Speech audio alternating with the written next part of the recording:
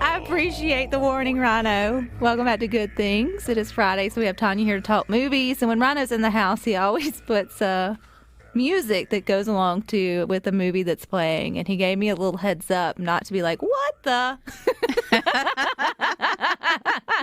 Whenever the music came on, but you didn't tell me anything else, sort of about it. And you're right. If I was just sitting here just waiting to hear the music, like all of you probably were like, what is that? But I know enough about what's happening this weekend to say that has to be something crazy from Dune, because that is right up that weird sci-fi kind of alley. Yeah. Right? Yeah. That's what it sounds like to me. Have you seen it yet? I have. So, okay. Don't ruin my expectations. I will tell you this. Okay. We both recently rewatched the first one. And I felt so dumb after I watched it. Yeah. And, my husband made me feel better because he's like, okay, the first one is more of just getting everything set up, introducing this world to you. So, the next one has to be a little more action. And we even talked about that the last 10, 15, 20 minutes were the best part of the movie because things were starting to rev up. And so this one kind of picks up where that one leaves off. So, and for those of you that have not seen the first one, I would recommend you see it just because it's, definitely something you want to see. But there's a narrative at the beginning of this one, and it's told through a new character. She journals. It's a Princess Irulan, played by Florence Pugh. She's journaling, basically recapping what happened in the first movie, and that she has suspicions that Paul, Timothée Chalamet's character, is still alive, and she's trying to kind of reconcile, where we are in the story. So if you missed the first one, I believe her little narrative at the beginning will kind of catch you up. So just keep that in mind. But I do recommend seeing the first one. And even if you want to cheat and watch the last hour and a half of the first one. Yeah. I mean, break it down. you would get the majority. You would miss a little bit, but you probably scratch your head the first hour. But I am a fan, as in not diehard, didn't read the book, but I'm intrigued. Yes, it's just a fascinating world. Yes. It's so not anything like we've ever seen before. So that, to me, that's worth going to see it, and especially seeing it on the big screen. And this one's in IMAX, so you might want to fork over that extra $2 or $3 to see it on an IMAX screen if you can. But this one picks up Paul Atreides and his mother, who is now pregnant. They're traveling with the Freeman, and he's preparing to train to be the future. He's the Messiah. His mother has sort of put him in this position. He's coming to terms with that. So when it starts off, he's very much the same Paul we see in the first movie, where he's reluctant, not really sure of what's going on. And as the movie progresses and he has tests and fights and everything, he becomes stronger and more confident. So you see this transformation going on.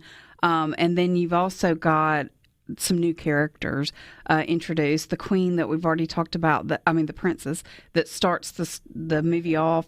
And then we've got Austin Butler, who we know as Elvis, playing a new bad guy for this, in this one. But anyway, so pretty much from the beginning, we get an epic battle scene. So it doesn't stall, and rise to... To me, this one is much more action-packed than the first one.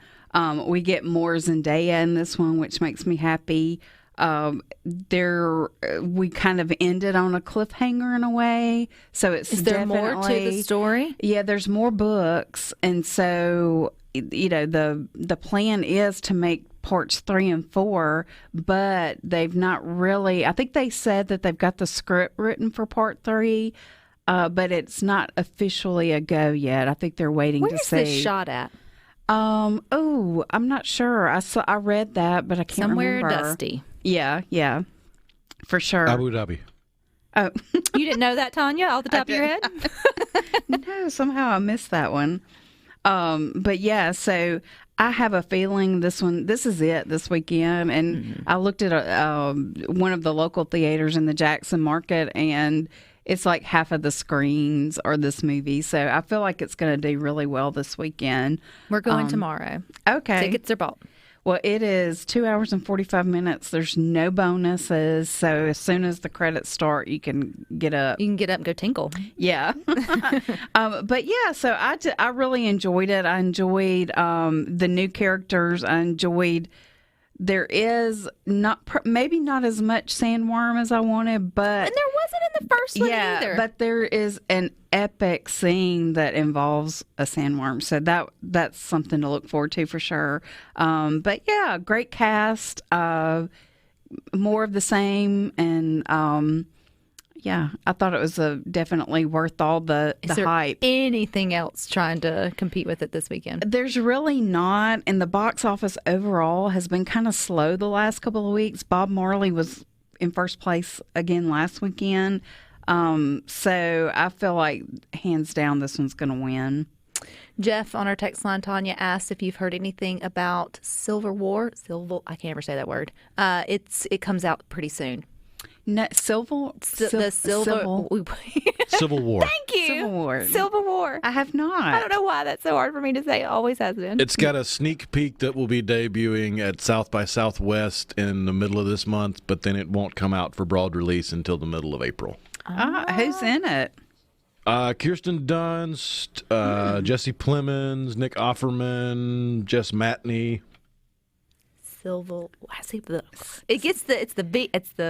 Yeah, that one. Yeah. It's kind of an interesting concept because it's in a alternate timeline where Texas and California are teaming up because they're upset at the government. Oh, that sounds interesting.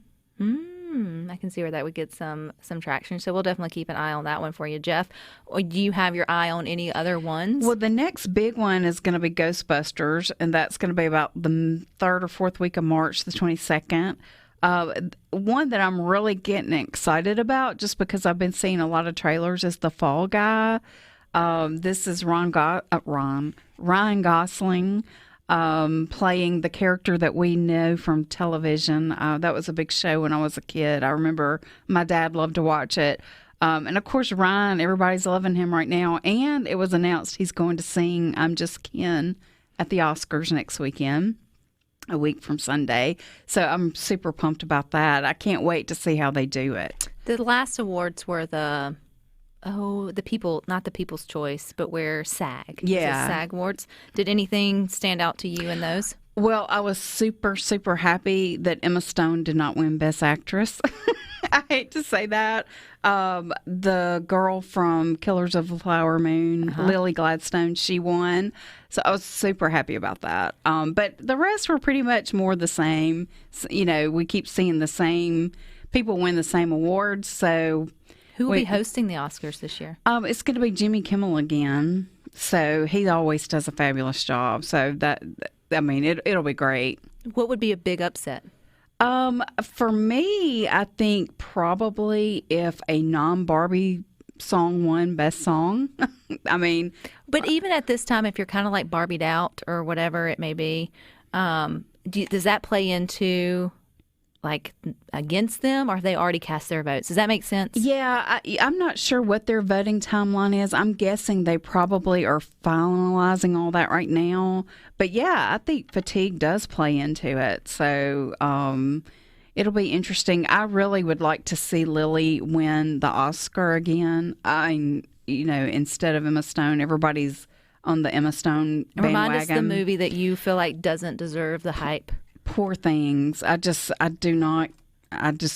hated it. I don't know what else to say. And I hate to love it. Of all these years, this is like the one Tanya has just put her teeth in and been like, I can't do it. But I hate to knock Emma Stone because she's a fantastic actress, but I just did not like the movie. So it's hard for me to back that performance. But Anyway, so it'll be It just interesting. looks weird. It's weird, and I thought it was going to be fun weird, but it's gross weird. I'm not into, yeah. Aaron and Meridian said, when does, and I hope I say this right, If come out? His daughter, his little girl wants to see. That one is coming out May the 17th, and it looks great. It's a John Krasinski animated movie. There's one coming out next weekend called Imaginary that is a horror movie. And I keep getting those two mixed up in my mind, and they're two It does completely sounds like different. It. Yeah. Right. They're two completely different things. Imaginary looks frightening. Yeah, but when he said little girl, I'm thinking If must be. Well, If is short for imaginary friends. Yeah.